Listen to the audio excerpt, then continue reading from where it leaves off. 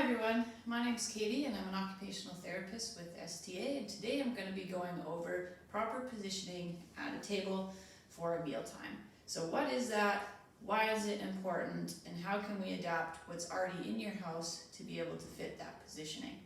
So the first thing to follow is called the 90-degree rule. So we're trying to create 90-degree angles at different joints in our body.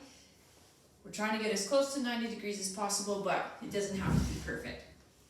So when I sit at my table,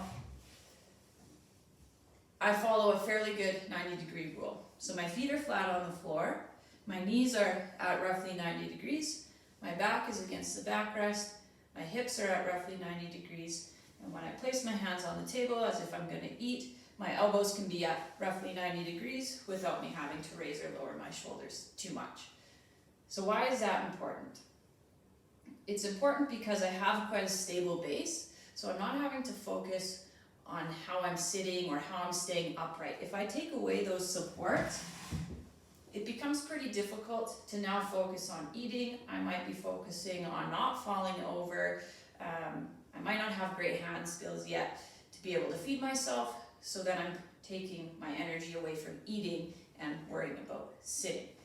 It's also important because the internal structures in our body get aligned properly, which makes it easier for us to eat and how our body gets set up for success. So this is why it's important to have that 90-degree positioning. Okay, so now we're going to talk about how do you adapt what you have at home with all of the materials that you already have in your house.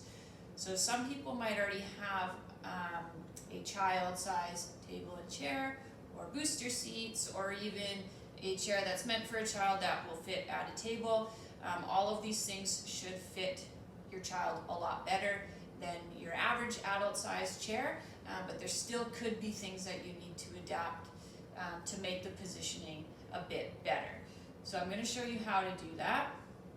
You're going to need just household items that you have, books, boxes, anything that seems kind of stable that could support some weight. For me, this is what I sit on at meal times. It's a bit oversized, so I don't actually fit it very well, so it's good to do a demo on. If I'm sitting back in what should be a supported way, you can see that my feet aren't touching the ground. My knees aren't really hanging at 90 degrees, they're a bit less than that. This is a really long seat, and so for me to sit all the way back, I'm leaning quite far back as well. And then of course the table is quite high, so it's either making me shrug my shoulders or keep my elbows quite bent. So the first thing that I would look at doing in all of these steps to create 90-degree angles is to raise my seat height. So you might already have a chair that's higher for your child, and then you're going to skip this step. But for me to be able to get my elbows to sit at 90 degrees, I need to raise the seat height of my chair. I'm going to use a book today. Books work really well, providing that they're not going to be too unstable and shifting. Old things like old yellow pages and white pages work well. You might have to duct tape them, or a box that isn't going to collapse when you sit on it. So this is my book. I'm just going to put it here to see if it'll raise my seat up enough,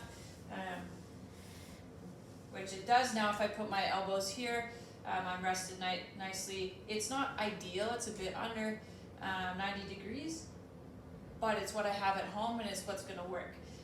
So then the next step is to look at my backrest. This is kind of how I want to sit, but as you can see there's a big gap. So I'm going to use a pillow, and I'm going to put the pillow behind my back so then I'm supported against here. Pillows work great. You can roll up blankets, grab a sleeping bag, you can put another box back there, whatever you can do to just bring this seat back forward.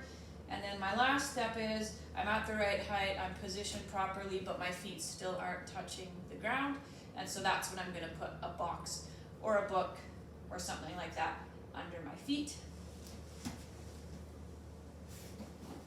So I found an odd-shaped box that was just in my house that I can rest my feet on.